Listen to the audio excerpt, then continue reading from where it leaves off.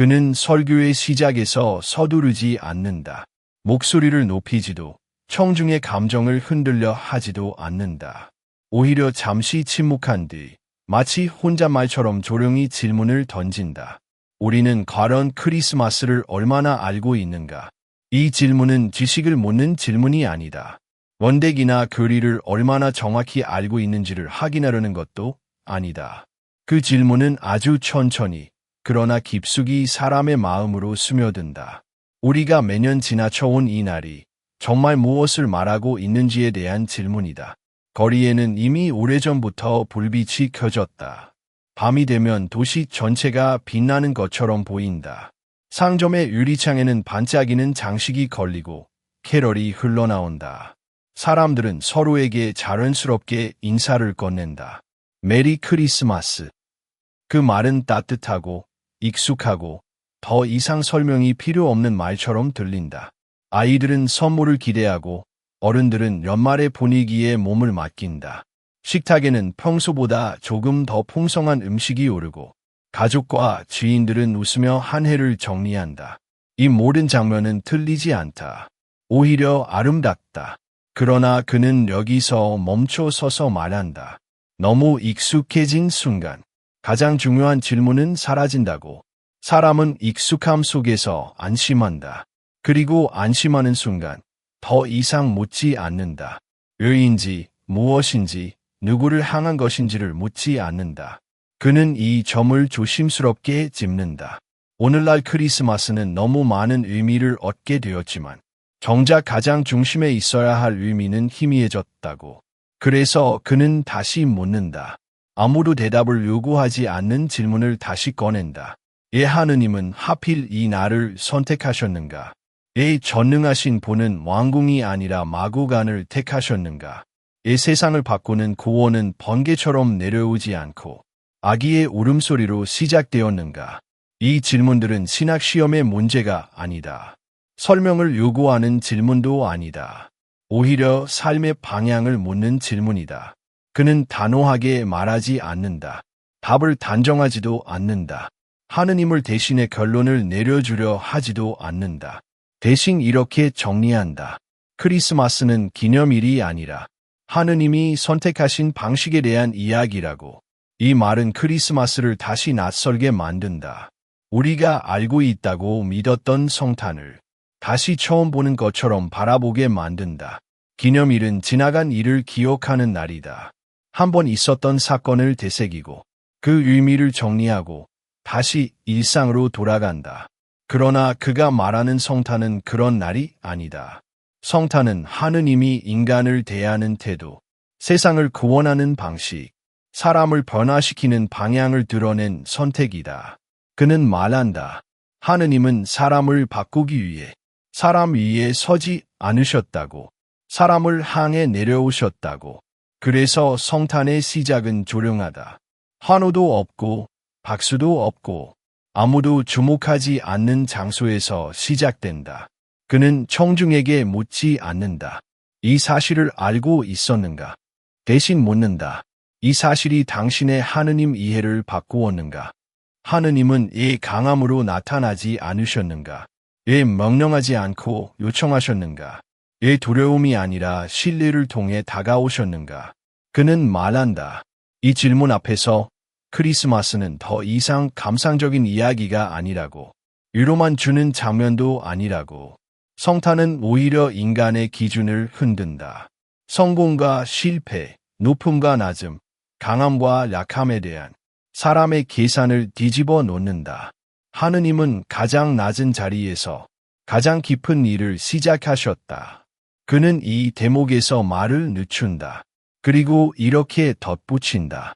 우리가 성탄을 너무 쉽게 받아들일 때 하느님은 너무 작아진다고. 장식 속에 갇히고 감정 속에 머물고 연말의 분위기 속에 묻혀버린다고. 그러나 복음이 말하는 성탄은 결코 작은 이야기가 아니라고. 하느님이 인간을 어떻게 바라보시는지, 인간의 고통을 어디까지 끌어안으시는지, 그리고 세상을 어떻게 회복시키시는지를 가장 선명하게 드러낸 순간이라고. 그래서 그는 청중을 우리가 잘 안다고 생각했던 성탄의 한복판으로 다시 데려간다. 익숙한 장면을 벗기고 당연하게 여겼던 의미를 내려놓게 하고 성탄이 던지는 질문 앞에 다시 서게 만든다. 이 질문은 아직 끝나지 않았다. 오히려 이제 막 시작되었다. 그리고 그는 말하지 않은 채 이 질문을 청중의 마음에 남긴다. 크리스마스는 당신에게 어떤 하느님을 보여주고 있는가? 그리고 그 하느님은 당신의 삶 속에서 어떤 방식으로 다가오고 있는가? 성경은 처음부터 인간의 이상을 벗어난 방향으로 이야기를 시작한다. 사람이 기대하는 방식이 아니라 사람이 생각하지 못한 자리에서 구원의 문을 연다. 구원의 이야기는 언제나 중심에서 시작될 것 같지만 성경은 단호하게 말한다. 그 시작은 권력의 중심이 아니라 가장 변두리였다고. 그는 이 대목에서 성경을 해설하듯 설명하지 않는다. 오히려 하나의 태도를 보여준다. 하느님께서 인간의 역사에 들어오신 방식은 위에서 아래로 떨어지는 강림이 아니라 사람의 자리로 천천히 내려오시는 내려오심이었다고. 이 말은 단순한 표현의 차이가 아니다. 강림은 위험을 전제로 한다. 내려오심은 관계를 전제로 한다. 하느님은 자신의 권위를 드러내기보다 인간의 삶 안으로 들어오기를 선택하셨다. 그는 말한다. 하느님께는 다른 선택지가 없었던 것이 아니라고. 왕의 아들로 오실 수도 있었고, 사람들이 고개를 숙일 수밖에 없는 영광의 모습으로 나타나실 수도 있었다고. 그러나 하느님은 굳이 그 길을 택하지 않으셨다고. 오히려 연약함을 선택하셨다. 말을 할 수 없고 스스로를 지킬 수도 없으며 누군가의 품에 안기지 않으면 생존조차 불가능한 아기의 모습으로 세상에 들어오셨다. 이 선택은 노련이 아니다. 전략적인 판단도 아니다. 그는 이 지점에서 분명히 말한다. 이것은 하느님의 성품이 드러난 선택이라고. 하느님은 인간을 압도하러 바꾸지 않으신다. 하느님은 인간을 굴복시켜 순종하게 만들지 않으신다. 대신 인간과 같은 자리까지 내려오신다. 그리고 그 자리에서 인간 안에서 사람을 변화시키신다. 그는 이 장면을 오래 바라보게 한다. 아기는 아무것도 요구하지 않는다. 명령하지 않는다. 통치하지 않는다. 그저 존재한다. 그 존재 자체가 메시지다. 하느님은 이렇게 사람 곁에 계시겠다는 선언이다. 그래서 성탄은 힘의 선언이 아니다. 정복의 선포도 아니다. 사랑의 방식이다. 그 사랑은 상대를 무너뜨리는 힘이 아니라 상대를 살리는 낮아짐이다. 지배가 아니라 동행이고 명령이 아니라 초대다. 그는 말한다. 하느님의 사랑은 언제나 사람을 존중한다고. 자유를 빼앗지 않고 선택을 강요하지 않으며 침묵 속에서도 기다릴 줄 안다고. 아기의 모습으로 오신 하느님은 인간에게 질문을 던진다. 나는 이렇게 왔는데 너는 나를 받아들이겠는가? 이 질문은 소리를 내지 않는다. 그러나 삶 전체를 향한다. 그는 이 부분에서 우리의 신앙을 돌아보게 한다. 사람은 종종 강한 하느님을 원한다고. 즉각 해결해주는 하느님. 상황을 한 번에 바꿔주는 하느님. 말씀 한마디로 문제를 정리해주는 하느님을 기대한다고. 그러나 성경 속 하느님은 그렇게 오시지 않았다고. 기다림 속으로 들어오셨고 불완전한 인간의 시간 안으로 들어오셨다고. 하느님은 인간의 속도에 맞추셨다. 성장하는 아기의 시간, 배우는 아이의 시간, 상처받고 흔들리는 인간의 시간을 그대로 받아들이셨다. 그는 이 점을 매우 중요하게 짚는다. 하느님이 낮아지셨다는 것은 단순히 겸손의 미덕을 말하는 것이 아니라고. 그것은 인간의 낮은 자리 또한 하느님이 머무실 수 있는 자리라는 선언이라고. 가난한 자리, 음란당한 자리, 실패와 부끄러움이 있는 자리. 사람은 그런 자리를 하느님이 계시지 않는 곳이라고 생각한다. 그러나 성탄은 말한다. 하느님은 바로 그 자리를 선택하셨다고. 그래서 성탄은 위로이기 이전의 도전이다. 우리의 기준을 묻고 우리의 가치 판단을 흔들고 우리가 어떤 하느님을 믿고 있는지를 드러낸다. 그는 조용히 덧붙인다. 만약 우리가 하느님을 너무 멀리 있는 존재로만 생각한다면 그것은 성탄을 아직 이해하지 못한 것일 수 있다고. 하느님은 가까이 오셨다. 아주 가까이. 숨결이 느껴질 만큼 가까이 오셨다. 그는 이 사실 앞에서 말을 멈춘다. 그리고 침묵 속에서 성탄의 의미는 단순한 글이가 아니라 각자의 삶을 향한 질문으로 남는다. 나는 어떤 방식의 하느님을 원하고 있는가? 그리고 그 하느님은 정말 복음이 말하는 하느님과 같은 분인가? 그는 청중에게 어떤 교리를 먼저 설명하지 않는다. 대신 하나의 장면을 떠올리게 한다. 차갑고 냄새나며 사람의 발길이 머물지 않는 곳. 아무도 머물고 싶어 하지 않고 누구도 기억하려 하지 않는 마구간. 그곳이 바로 복음이 시작된 장소였다고 그는 말한다. 이 사실은 너무 잘 알려져 있어서 오히려 깊이 생각하지 않게 된다.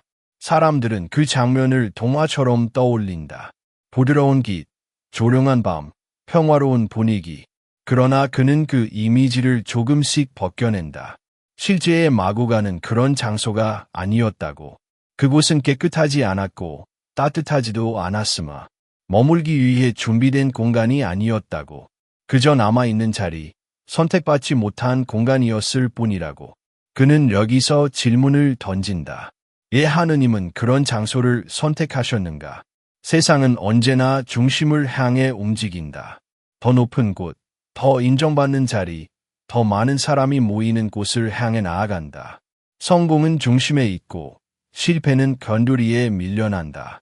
인정은 조명 아래에 있고 부끄러움은 그림자 속에 숨겨진다. 인간의 욕망은 자연스럽게 위로 향한다.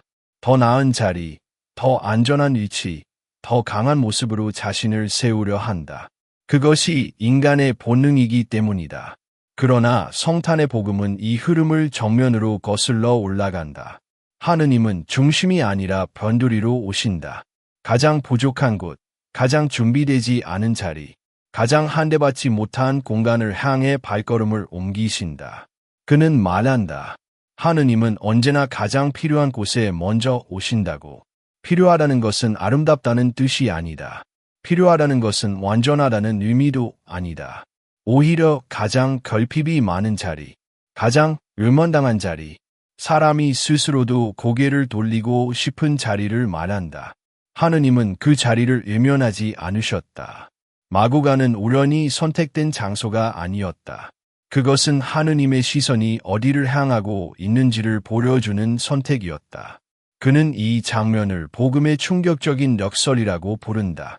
사람은 보통 하느님의 현존을 깨끗한 곳, 정돈된 자리, 준비된 공간에서 찾으려 한다. 기도가 충분히 쌓이고 자격이 갖추어졌을 때 하느님이 오실 것이라 기대한다. 그러나 성탄은 전혀 다른 이야기를 들려준다. 하느님의 현존은 인간이 가장 부끄러워 숨기고 싶은 자리에서 드러난다. 정리되지 않은 삶, 실패의 흔적이 남아있는 자리, 아무에게도 보여주고 싶지 않은 마음의 구석. 사람은 그런 자리를 하느님 앞에서 감추려 한다. 이것만은 조금 더 나아진 뒤에 드리겠습니다. 이 부분은 정리한 후에 보여드리겠습니다. 그러나 하느님은 기다리지 않으셨다. 하느님은 바로 그 상태 그대로의 인간에게 다가오셨다. 그래서 성탄은 자격을 증명하는 날이 아니다. 누가 더 깨끗한지, 누가 더 준비되었는지를 가르는 날이 아니다. 오히려 성탄은 나는 너무 부족하다고 느끼는 사람에게 가장 먼저 다가오는 날이다. 그는 이 대목에서 목소리를 낮춘다. 그리고 이렇게 말한다. 하느님은 부족함을 이유로 사람을 밀어내지 않으신다고. 오히려 그 부족함 때문에 사람 곁으로 오신다고. 마구간은 실패의 상징처럼 보인다. 머물 곳을 찾지 못한 결과처럼 보인다. 그러나 복음은 그것을 실패라고 부르지 않는다. 그는 단호하게 정리한다. 마구간은 실패의 결과가 아니라 하느님이 선택하신 출발점이었다고. 출발점은 방향을 말해준다. 하느님이 어디에서 시작하셨는지를 보면 그분이 어디로 향하고 계신지를 알 수 있다. 하느님은 낮은 자리에서 시작하셨고 그 자리에서부터 인간을 향해 길을 내셨다. 그래서 성탄은 위로만 주는 이야기가 아니다. 괜찮다고 말해주는 따뜻한 장면으로만 남지 않는다. 성탄은 인간의 기준을 다시 묻는다. 우리는 무엇을 중심이라고 부르는가? 우리는 어떤 자리를 가치 있다고 여기는가? 그리고 우리는 누구를 하느님의 자리에서 밀어내고 있는가? 그는 침묵 속에서 이 질문을 남긴다. 그리고 그 질문은 각자의 삶 속에 있는 마구간을 향해 조용히 이동한다. 우리가 외면해 온 자리, 스스로 실패라고 불러온 순간, 하느님이 오시기에는 부족하다고 여겨왔던 그 공간. 성탄의 복음은 말한다. 바로 그곳이 하느님이 시작하신 자리였다고. 그는 성탄을 과거형으로 두지 않는다. 이미 끝난 이야기로 정리하지도 않는다. 2000년 전 한번 일어났다가 역사의 페이지 속으로 사라진 사건으로 가두지 않는다. 그는 분명히 말한다. 성경이 말하는 성탄은 완료된 기념이 아니라 지금도 계속되고 있는 하느님의 선택이라고. 사람은 시간을 정리하며 안심한다. 과거는 과거로 남겨두고 현재는 현재의 문제로 살아가며 하느님의 일도 역사 속에 정리해 두고 싶어 한다. 그러나 그는 조용히 그 경계를 허문다. 성탄은 끝난 사건이 아니라 지금도 진행 중인 질문이라고 말한다. 오늘도 하느님은 같은 질문을 던지신다고. 나는 어디에 머물 수 있는가? 이 질문은 공간을 묻는 질문이 아니다. 지리적인 위치를 묻는 것도 아니다. 그 질문은 인간의 마음과 삶의 방향을 향해 있다. 그는 말한다. 하느님은 여전히 화려한 자리를 찾지 않으신다고. 사람들이 준비해 놓은 완벽한 무대, 성공과 안정으로 꾸며진 삶의 중심을 먼저 찾지 않으신다고. 하느님은 지금도 비어있는 마음에서 기다리신다고. 낮아진 관계에서 머무르신다고. 용서가 필요하지만 아직 이루어지지 않은 자리에서 조용히 발걸음을 멈추신다고. 사람은 종종 이렇게 말한다고 그는 지적한다. 조금 더 정리된 후에 상황이 나아지면, 마음이 안정되면. 그러나 성탄은 그런 조건을 붙이지 않는다고. 하느님은 인간의 준비가 끝난 뒤에 오시는 분이 아니라 인간이 준비되지 않았을 때 찾아오시는 분이라고. 그는 이 지점에서 신앙의 오해를 짚는다. 많은 사람이 성탄을 아기 예수 그리스도의 탄생을 기억하는 날로만 이해한다고. 물론 그것은 성탄의 중심이 맞다. 그러나 그것으로 충분하지는 않다고. 성탄은 단지 기억의 대상이 아니라 배움의 시간이라고 그는 말한다. 하느님이 어떻게 인간의 삶 안으로 들어오셨는지, 어떤 방식으로 관계를 시작하셨는지, 그리고 지금도 어떤 태도로 인간을 기다리고 계신지를 다시 배우는 시간이라고.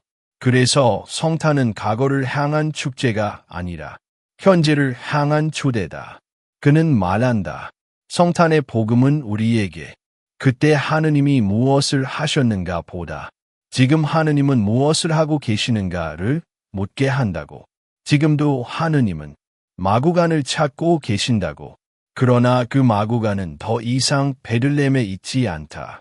오늘의 마구간은 사람의 마음 안에 있고 관계의 틈 속에 있으며 삶의 가장 연약한 지점에 놓여 있다. 그는 이렇게 말한다. 마구간은 언제나 비어 있는 곳이라고. 완벽하게 채워진 곳이 아니라 부족함이 드러난 자리라고. 그래서 하느님이 머무실 수 있는 곳은 자기 확신으로 가득 찬 마음이 아니라 자신의 한계를 인정한 마음이라고. 자기 의로 가득 찬 관계가 아니라 서로를 용서하지 않으면 무너질 수밖에 없는 관계라고. 하느님은 지금도 그 자리에서 기다리신다. 강요하지 않으시고 문을 부수지 않으시며 그저 들어올 수 있는 공간이 열리기를 기다리신다. 그는 이 기다림을 오래 묵상하게 한다. 하느님은 서두르지 않으신다고. 사람의 속도에 맞추어 천천히 머무르신다고. 그래서 성탄은 하느님의 조급함이 아니라 하느님의 인내를 드러내는 사건이라고. 그는 성탄의 질문을 이렇게 정리한다. 내 삶에는 하느님이 머물 수 있는 마구간이 남아 있는가? 이 질문은 신앙의 깊이를 묻는 질문이 아니다. 도덕적 완성도를 묻는 질문도 아니다. 이 질문은 단순하지만 날카롭다. 내 삶에 여전히 비워진 공간이 있는가? 내가 통제하지 못하는 영역을 하느님께 내어드릴 수 있는가? 사람은 자신의 삶을 정리하고 싶어 한다. 모든 것을 계획하고 불확실성을 제거하고 마구간 같은 자리를 없애고 싶어 한다. 그러나 그는 말한다. 성탄은 그 마구간을 지우는 사건이 아니라 그 마구간에 하느님이 들어오신 사건이라고. 그래서 신앙은 완벽해진 뒤에 시작되는 것이 아니라 부족함을 인정하는 순간 시작된다고. 그는 말을 멈추며 이 질문을 청중의 삶에 남긴다. 지금 이 순간 하느님은 어디에 머무시려 하는가? 그리고 나는 그분이 머물 자리를 아직 남겨두고 있는가? 그는 마지막에 이르러 서두르지 않는다.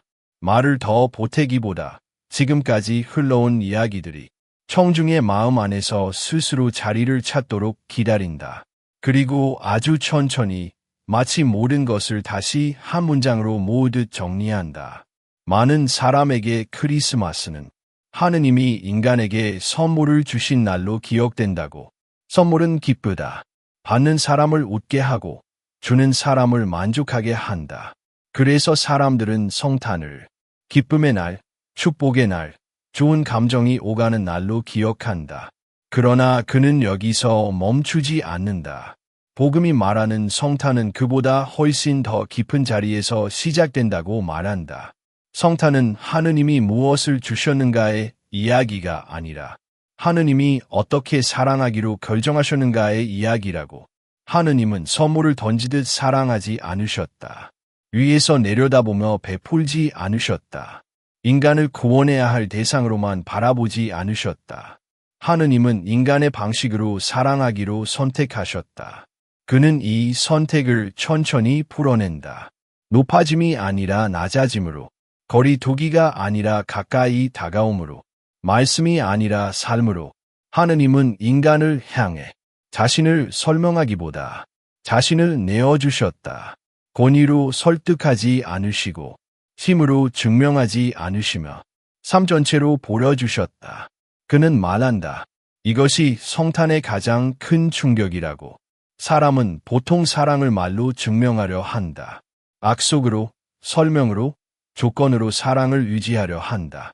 그러나 하느님은 말보다 삶을 선택하셨다. 아기로 태어나셨고 사람의 손에 안기셨으며 사람의 시간 속에서 자라나셨다. 그는 이 점을 놓치지 말아야 한다고 강조한다. 하느님은 인간을 멀리서 사랑하지 않으셨다고. 불편함을 감수하면서 오해를 견디면서 배신의 가능성까지 받아들이면서 사랑하셨다고. 그래서 성탄은 감동적인 장면으로만 소비될 수 없다고. 아기 예수의 모습이 귀엽고 따뜻한 이미지로만 남는다면 우리는 성탄의 깊이에 아직 닿지 못한 것이라고. 성탄은 하느님이 인간을 끝까지 포기하지 않으셨다는 선언이다. 인간이 스스로를 포기하는 순간에도 하느님은 물러서지 않으셨다는 증거다. 그는 조용히 말을 멈추기 전 한 문장을 남긴다. 성탄의 기적은 세상이 변한 것이 아니라 하느님이 인간을 포기하지 않으셨다는 사실에 있다고. 이 문장은 설명을 요구하지 않는다. 해석을 강요하지도 않는다. 그저 그 자리에 놓여 청중의 마음속으로 천천히 내려간다. 그리고 침묵이 흐른다.